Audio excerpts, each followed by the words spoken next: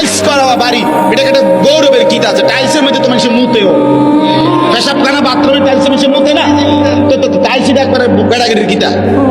Tiles কি স্বর্ণ দিয়ে নেই বানাইছে, তো মাটি দিয়ে বানাইছে আর কি। টাইলস কি দিয়ে বানায়? মাটি দিয়ে বানায়। এটার মধ্যে বড়াই করার কি আছে? আবার একটা টাইলস আমার একবার আল্লাহ রহমতে 60টা রুম হলো একটা ঘর করছি, ভিতরে 2টা বাথরুম, বাথরুম দিয়েও টাইলস।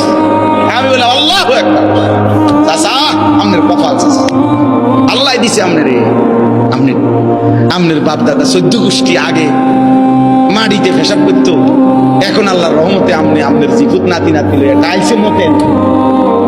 কত বড় নিয়ামত আমনের জীবনে, আর আছে কি?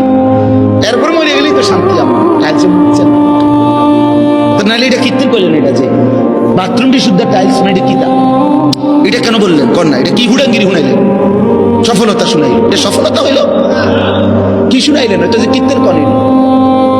তারা 3 জন বিদেশ, তো কিসে বিদেশ? আল্লাহ রহমত তারা একজন ইটালি, তো কিসে ইটালি হলে কি?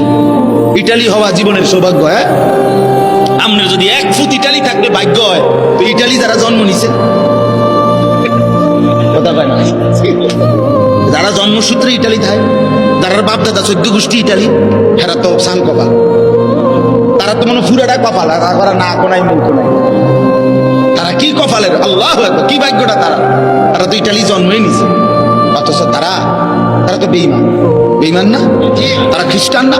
তারা কাফের না? তো ইটালি সৌভাগ্য হলো কেন? এক মোমেনের কাছে তো মদিনা সৌভাগ্য, এক মোমেনের কাছে কাবার কালো গিলাফ হবে সৌভাগ্য।